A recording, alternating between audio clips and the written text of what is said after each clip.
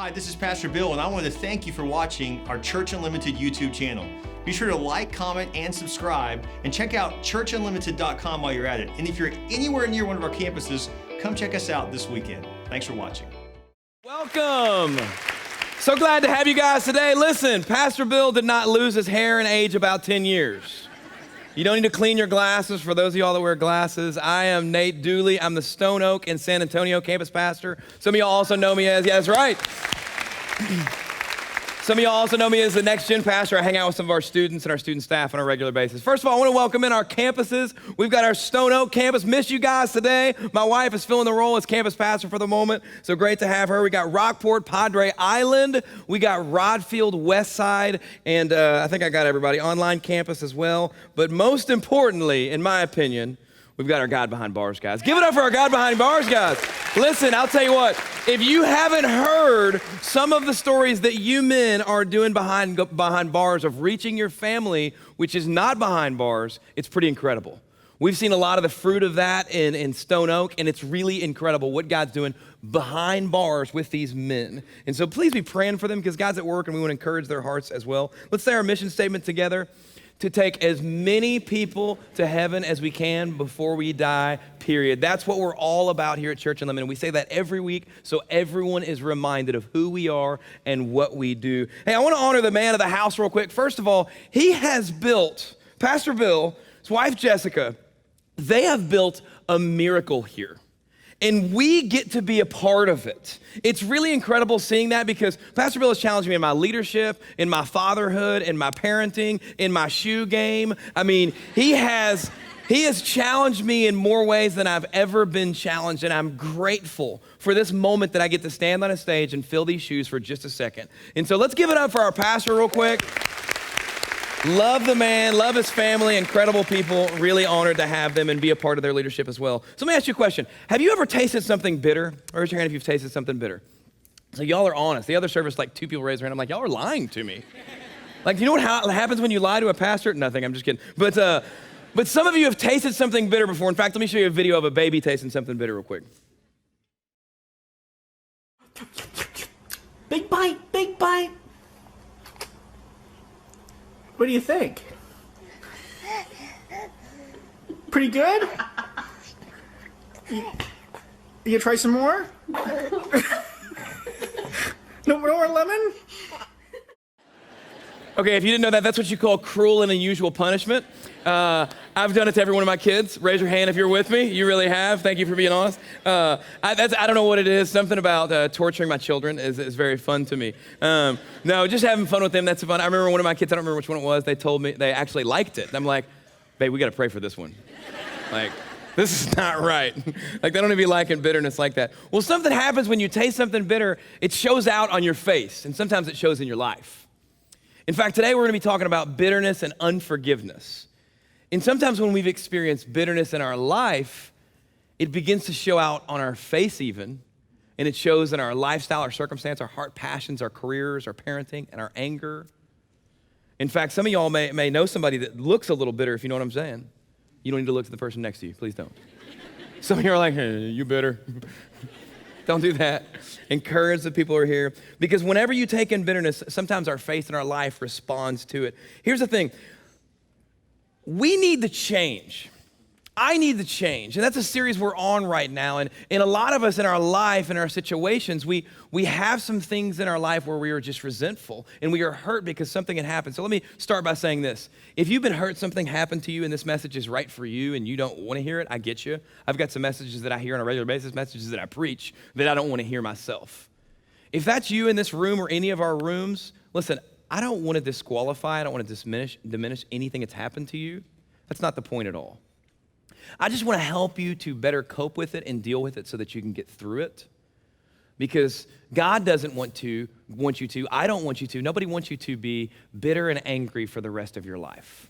So I'm going to give you a few simple steps of how to deal with bitterness because we have to deal with this because it's a life struggle is really what it is. And here's the thing about bitterness. It's one of those struggles, like no matter what your sin struggle is, like honestly, it could be something you struggle at looking at. It could be a lifestyle. It could be alcoholism. It could be drugs. It could be anything. Here's the thing about your sin struggle, but especially with bitterness. Everybody sees it. It's one of those things we like to say, well, nobody really knows about my deep-rooted anger or bitterness toward my parents. Nobody really knows what's going on with that. In fact, it's not that big of a deal, but the truth is, everybody sees it. In fact, we're the last person to realize that everyone sees it, because people see through the bitterness and they see your face and they see what looks like your life is tasting a lemon when it comes down to it. And so here's the thing about bitterness that we've got to understand, and you've heard this said before. I think I've even said this from the stage before a year ago. Bitterness is like drinking poison and expecting the other person to die. It's a real catchy phrase, it's been said for years, but it's very true.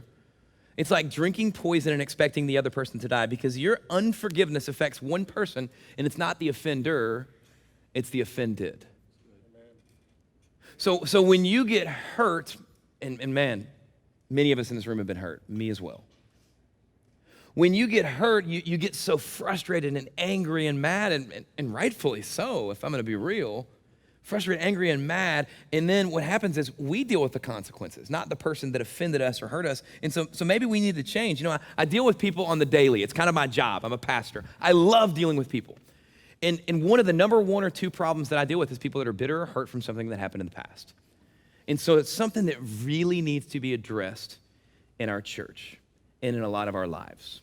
And so if this isn't you, you're like, man, I don't struggle with bitterness, then pray for the room, because this is a message that's it's gonna free a lot of people. And that's what I've been praying for, that people are freed and lives are changed. So some of the thoughts of the sermon were inspired by a man named Kyle Idleman. He's a pastor of a church in Louisville, Kentucky. Unbelievable man of God. He's got some great wisdom that we'll be sharing a little bit of that today, just a couple quotes. But this isn't one of his quotes. This is from Scripture in Ephesians 4:31-32. If you've got your Bible, you can read along. If not, it'll be at our screens across all of our churches. It says this: all bitterness, anger, and wrath, shouting and slander must be removed from you, along with malice. And be kind and compassionate to one another, forgiving one another, just as God also forgave you in Christ. So I want to give you a few simple steps on how to deal with bitterness. First of all is this: identify the source of your bitterness. There's a source to the anger and the resentment and the hurt and the unforgiveness that you have, and you need to find the source. So who is the source of my bitterness? What is the source of my bitterness? And a lot of y'all could write down right now, this right now, I can tell you what it is, I know what it is. And automatically, some of us are dealing with bitterness that we don't even realize we have. And that's my life when it comes down to it, because sometimes I don't even realize it. Last week I was on vacation, or this past week I was on vacation in Louisville, Kentucky, staying at my mom's house. And so when you're a parent, you don't typically pick up every mess. Some parents are OCD, that's not me. If I see a mess, I'm like, I'll get that next year. And so I walk over a puddle of water twice, and so I walk over it this way, and I remember locking the front door. It's like about midnight or something like this, putting the kids to bed, or kind of late, and then walk over it again. Don't really think anything about it. It's like wood floor. It's going to stain the floor. I'm like, I don't really care. I just want to go to bed. And so then for some reason I have to walk back by a third time, and I see a drip of water fall in front of my face. And so my mind's slow processing. I'm like, so if it fell from above, that means that, so there's a huge water stain on our ceiling, and my mom's house is new, it's beautiful and all this. And I'm like, that's not good, because we're the only ones staying upstairs. I'm like, And I'm like, well, one of two people. It could be my wife. Nope, she's perfect. She never does anything wrong whatsoever. So we know it's her. Men in the room, you know what I'm saying? Like, wives are perfect. They absolutely do nothing wrong. And then some of y'all are going to applause. Some of y'all are like, no, that's not, doesn't it? Second of all, it was one of my kids, because I kind of looked, and I'm like, all right, where's that coming from? I think there's a bathroom there and there. It's probably that bathroom. So I walk up. It's our bathroom. And one of my children, God bless their soul, what it did is I told them, I said, when you take a shower in here, you got to seal the curtain against the tile. If not, the water will shoot against the tile, and it'll shoot all over the bathroom, and the bathroom will be flooded. So I walk upstairs, walk in, and my socks get wet. Do you know how angry I get when my socks get wet?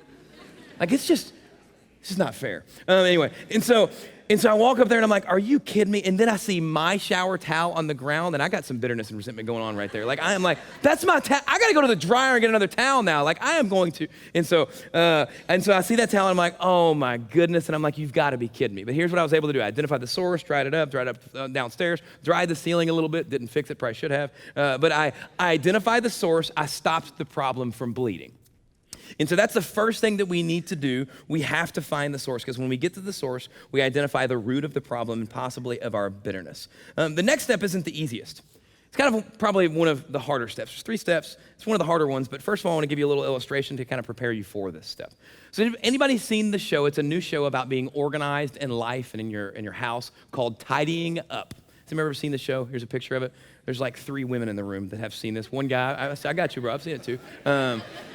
Only because my wife said see it. And she's like, we're gonna watch the show. And I'm like, okay, I don't mind organization. I'm fine with that. And so this sweet lady, this lady behind me, this sweet lady, she starts talking about organization. So she says, take everything from your closet, put it in the middle of the room, grab each piece and say, do you spark joy in my life?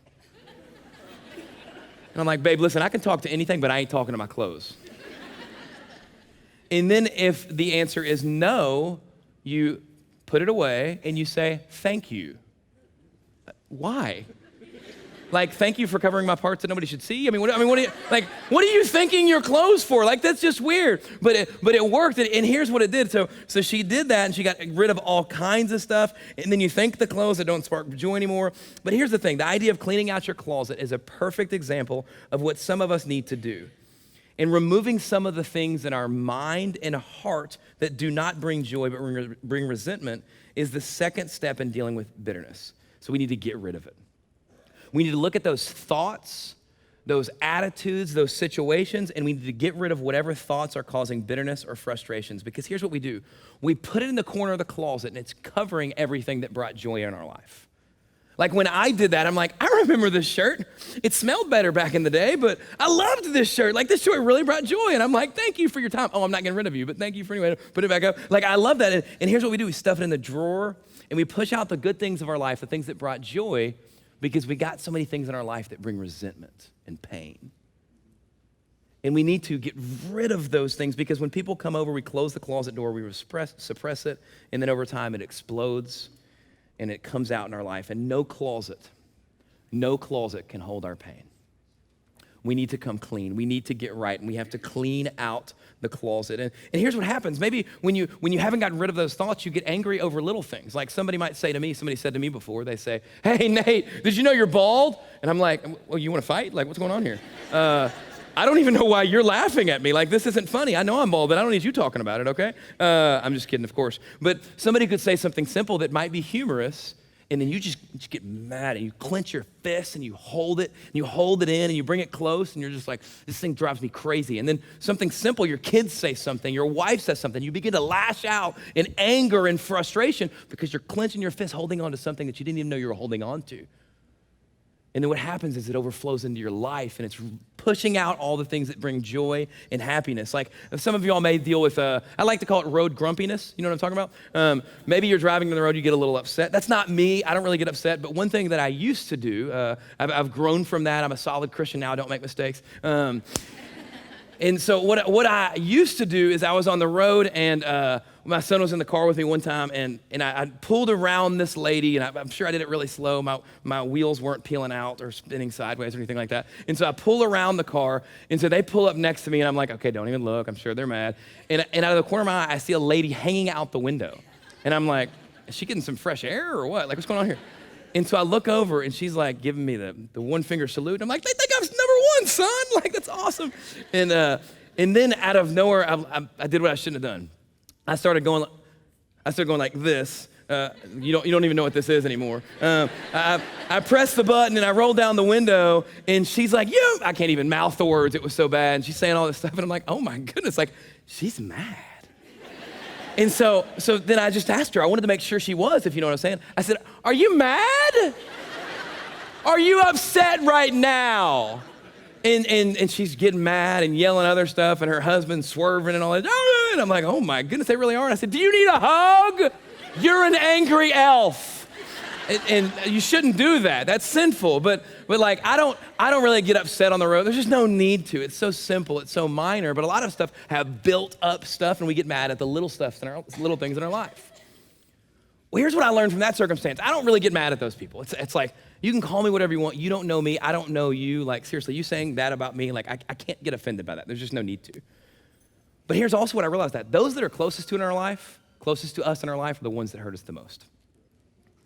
Parents, siblings, aunt, uncle, they hurt us the most because they're closest to us. In fact, the enemy really uses that because he knows if he can attack the family, that he can attack your life. And if somebody close to you can hurt you that bad, then the enemy can get a foothold. In fact, in Ephesians 4:26 and 27, it says this: don't sin by letting anger control you. Don't let the sun go down while you are still angry, for anger gives a foothold to the devil. Kyle Idleman worded it like this: anger is the open door that gives the devil access to the private rooms of your heart. I don't want him having access to the private rooms of my heart, but I've let him before.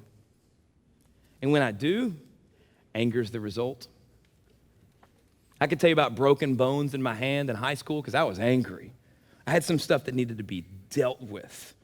Did you know that millions of dollars is spent on anti-aging cream, yet the number one thing that'll age you is bitterness? I've seen people that I haven't seen in like 5 years, and I'm like, whoa, hey, time has not done you well, bro. Like, what happened? And then come to find they're like, oh man, it's divorce, parents. I'm like, man, I'm so sorry. Because it hurts, it's real, it's heavy. Sometimes you can look at someone and just say, man, you've got a lot going on, because relationships are destroyed by your bitterness and anger. Destroyed marriages, destroyed heart passions, wrecked careers, it prevents future. We've got to identify the source of our bitterness. We need to get rid of the thoughts, and the next is when it gets hard. Like, this is really, really gets hard. Like, hey, I can tell you what makes me angry. I can begin to get rid of some thoughts, but this is where it gets really hard, and I'm gonna get right to it. The third thing is just release it. So you're holding on to it, you're just frustrated, and you're sitting there and you're like, I'm not gonna let this go because it hurts too bad. Like, this just isn't fair. And no, it's not fair. And we're not willing to just release it. Like, we're not willing to let go. And you may say, Pastor Nate, that's easy for you to say. You've never had anybody hurt you. Well, I have. We won't get into the details of that. But it's easy for me to say because you may think, well, you think I'm going to forgive her? You think I'm going to forgive him? And you've probably said more choice words in your head. You're thinking probably not, but God asks us to release it. Let me give you a few examples that are straight from Scripture. Acts 7, Stephen's a Christian. He's beginning to tell people about Jesus. This is what it says there. It says, then they put their hands over their ears and began shouting. They rushed at him, dragged him out of the city, and began to stone him. He fell to his knees shouting, Lord, don't charge them with this sin. Stones coming at his head, blood's pouring out of his skull, and he says, Lord, forgive them. Some of y'all know this verse pretty well. Luke 23:34, Jesus said, Father, forgive them, for they don't know what they're doing. Paul in 2 Timothy 4:14, he had some very hurtful things done to him. It goes into the details in the passage. We won't go into that. He says, may it not be held against him. Do they deserve the forgiveness? No, heck no. Do the Roman soldiers deserve forgiveness because they killed our Savior? No, not a chance. Do those men and women that threw rocks at Stephen's head and brutally murdered him? No, they don't deserve forgiveness. And it almost takes me off that they were forgiven. But it's not my choice. It's not for me to say, because here's what was interesting about them. It's almost like even on their deathbed, Stephen and Jesus especially, even on their deathbed, they realize this forgiveness isn't for my attackers, it's for me. So seconds before he died, he says, Father, forgive them. So it's almost like all this forgiveness stuff it's not for them, it's for us, so that we don't get sick and die as a result of the things that were done to us. And so I want to encourage you, begin to let go like Stephen, Jesus, and Paul, because here's something they realize is we'll honestly never have to forgive more than we've already been forgiven. Because Jesus forgave, if you've surrendered your life to Jesus, asked Jesus in your heart, he's forgiven everything you've ever done. The bad, the worst, the ugly, the uglier. He's forgiven everything. He put it on the cross and he died on the cross for it. And you were forgiven of your sins, past, present, and future. When somebody's hurt you, you have to forgive, and you have to forgive a lot. And it's not easy. But you'll never have to forgive every sin that someone's ever committed. And so when Jesus forgave you, he's forgiven more about you than you'll ever have to forgive of someone else. So you'll never have to forgive more than you've already been forgiven. Identify it, get rid of the thoughts, and begin to release it to God. One time I had to release something about my kids. Some of y'all get mad at your kids. I mean, me too. I'm with you on that. So my son, here's what's going on. They're about, 2, 3, 4 years old. We start talking about drinking caffeinated drinks like Cokes, Mountain Dew, Pop, soda, whatever you call it. And we called it Cokes. And I said, hey, Deacon, London, Deacon's my son. Hey, Deacon, we don't drink Coke. It's got caffeine. It's an adult beverage is what we called it. So we don't drink adult beverages. When you get to be an adult, you can drink them. So I would typically drink them on Sunday night when I had our students from our youth group over to our house. And that's kind of the only time I drank them. I was in a season where I wasn't drinking too much Coke. And so I would drink it then, and he knew, Dad gets adult beverages, Cokes, whenever the kids are over on Sunday night. So he goes to school, it's Red Ribbon Week, and they're talking about alcohol and beer and all that kind of stuff, and they use a common term, adult beverages. You see where this is going. And so he says to the teacher and the counselor, he says, oh, adult beverages. My dad drinks adult beverages when he has students over from church on Sunday night. Seriously, son? And then another time, this is recently at a school in Corpus, he says, the teacher says, hey, Deacon, listen, quit running to the front of the line. He's racing everywhere. He's been in recess. He's racing everybody, and he's running to the front of the lunch line, and he's racing every time he gets a chance. And the teacher says, Deacon, slow down. Everything in life isn't a race. And he says, that's not what my dad said. So needless to say, everything that happens in my life, everything that I do is publicized to the school or wherever my kids are. If you want to find out about me, ask my kids. They are an open book. It's not a good thing. And so like when he did that, like I'm getting mad, like I'm getting bitter. I'm like, I know where you sleep, son. You know what I could do to you while you're asleep. And we've got to decide to choose not to get revenge. And we'll get into that in a second. But as we go on in this passage, in verse 32, it says this: instead, be kind to one another, tenderhearted, forgiving one another, just as God through Christ has forgiven you. So that's a good verse. In fact, I've seen it on Instagram a lot with flowers around the edge and all that kind of stuff. Somebody types, this is me, and you're like, you are full of it. You're lying? That ain't from you. They put it on Facebook, and they're like, it reminds me of a story, and you're like, okay, you are such a liar. Like, there's no way that's really you. It's kind of a Hallmark card verse.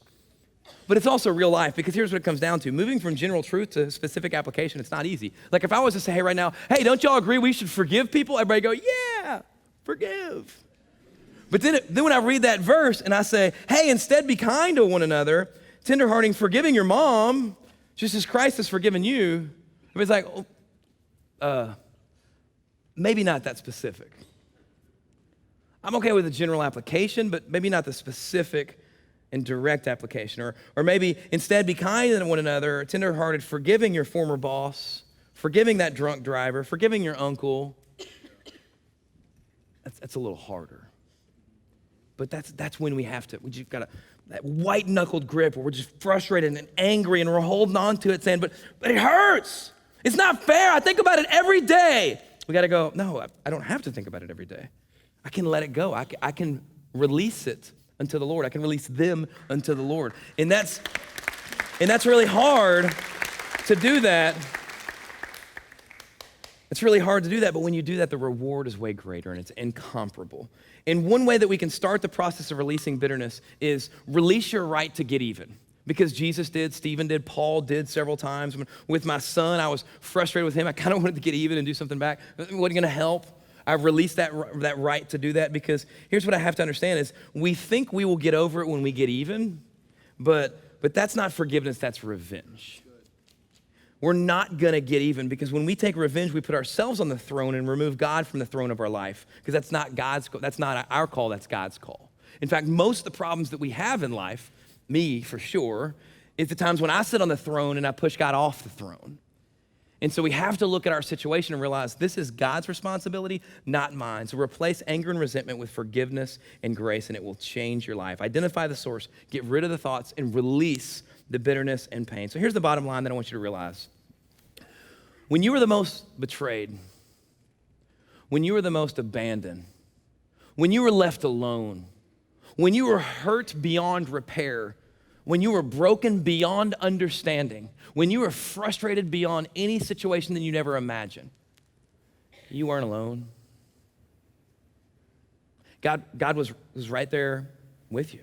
And a lot of times he was carrying you through it. And so when you think, man, no one understands, they don't get it, no one knows, there's a lot of truth to what you're saying there, but it's not complete truth. Because God does. If you think there's no way Jesus understands what I'm going through, yes, he does, because he understands what it's like to be ridiculed, be mocked, be beaten, falsely accused, abandoned, betrayed by his friends he trusts. And guess what he chose? He chose forgiveness. Forgive them, Father. They don't even know what they're doing. And even on his dying bed, he said, forgive them, Father. And so he chose to identify, get rid of the thoughts, release it, and receive freedom. So he's clenching it, or whoever, he's clenching it, he releases it, and then before you know it, he receives freedom.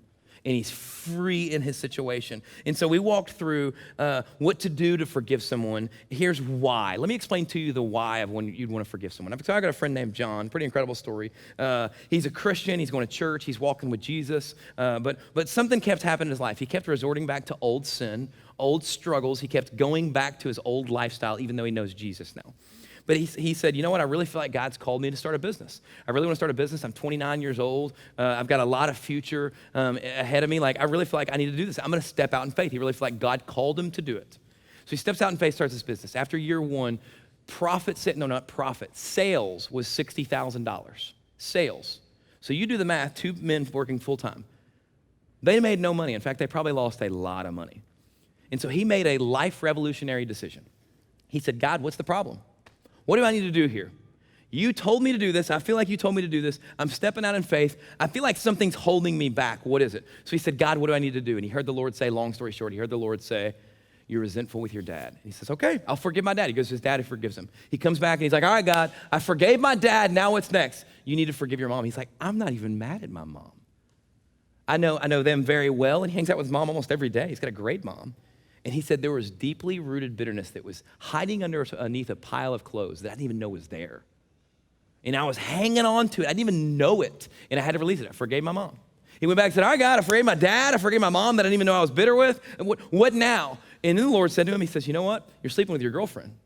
And he's like, okay, that has nothing to do with bitterness or anything like that, but I want to get right with God. And so listen to what he said in response to this, because she was kind of upset that he wasn't getting physical with her anymore. And so he said this.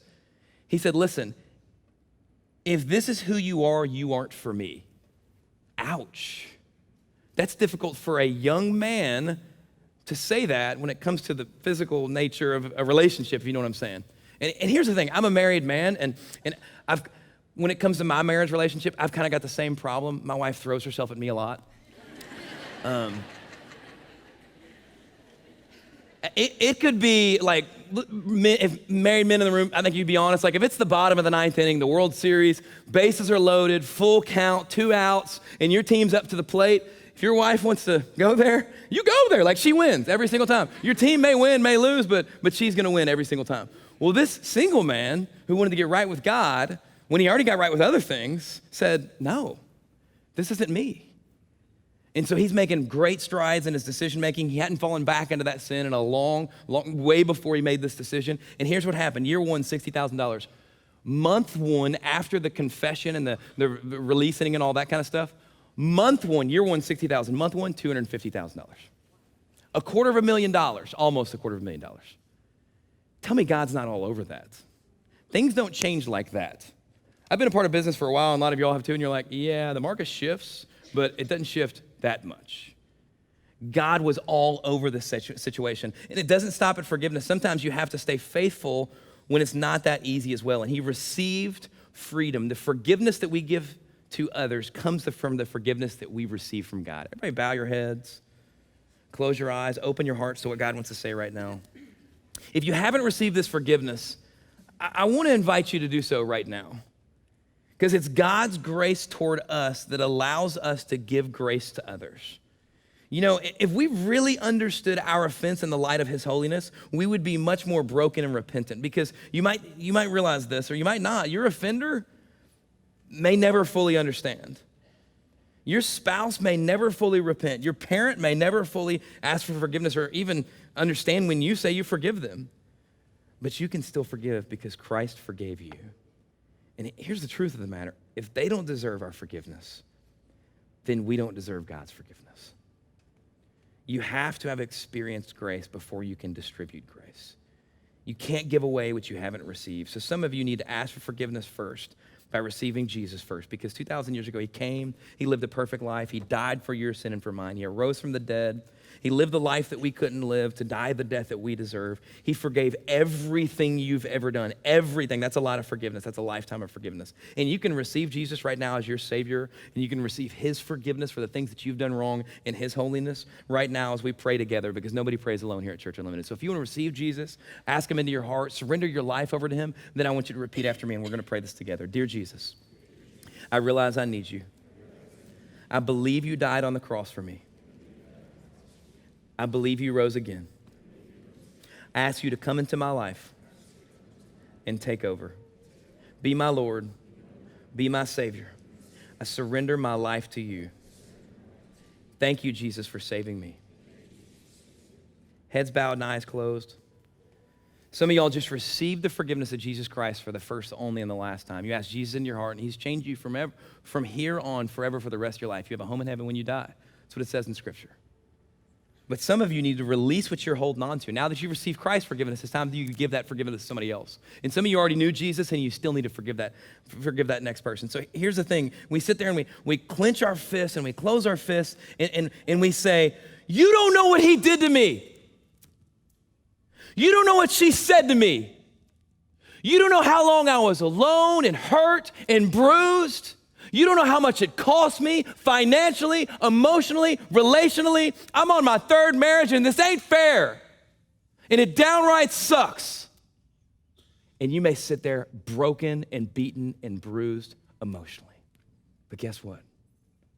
It's not helping the situation by not forgiving the person. And now that you've received the forgiveness of Jesus Christ, I want to encourage you, identify it. You've got to identify it because you might be clenching in your fist right now. I want you to remove some of the thoughts, and then I want you to release it unto God, because God doesn't give you the blessings when you have a closed fist, because your hands aren't open to receive them. But when you let go, God wants to fill you up with his grace, his love, his peace, and sometimes blessing like my friend John received. And he chooses not to when you have closed fists, because he can, but he chooses not to give those to you. So I want to give you that chance today. So here's what I want to encourage everybody to do. And maybe you're thinking of a situation in your mind right now, but I want you, everybody in the room, in all of our rooms at Rodfield, at Padre, and Stone Oak, I want you to put your fists in front of you like I've been doing this entire time. Put your fists in front of you. And if you really need to seek forgiveness for something, then I want you to do this from the bottom of your heart. I want to see everybody's fists out right now, just to help those that are around you that really need to release something. Put your fists out in front of you. Clench that hard.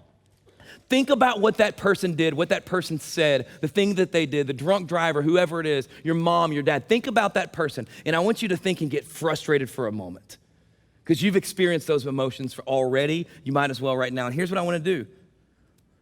I want to give you a chance to release this right now. And so I want you to repeat after me in the quiet of your own heart. You don't have to say this out loud. And I want you to pray this right now. Jesus, you forgave me when I didn't deserve it.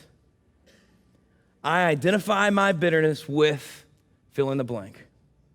I release my bitterness with them unto you. I forgive whoever it may be. And then as you're sitting there with your hands clenched and your white knuckles showing and you're frustrated, I want you to just open your hands and just release it. And then I want you to say, I forgive you. And then following this service, you might need to send a text, say, I forgive you. You might need to make a call. You might need to say a prayer. You might need to do the thing that you don't want to do, because we need to move on from, get rid of, and release those people unto God, whatever the situation is. And maybe some of us in this room need to ask for forgiveness. What call do you need to make right now? What letter do you need to write? Some of you need to send a text and say, hey, I'm sorry for the years that I abandoned you. And here's the thing. We don't do it based on their response, because Jesus didn't, Stephen didn't.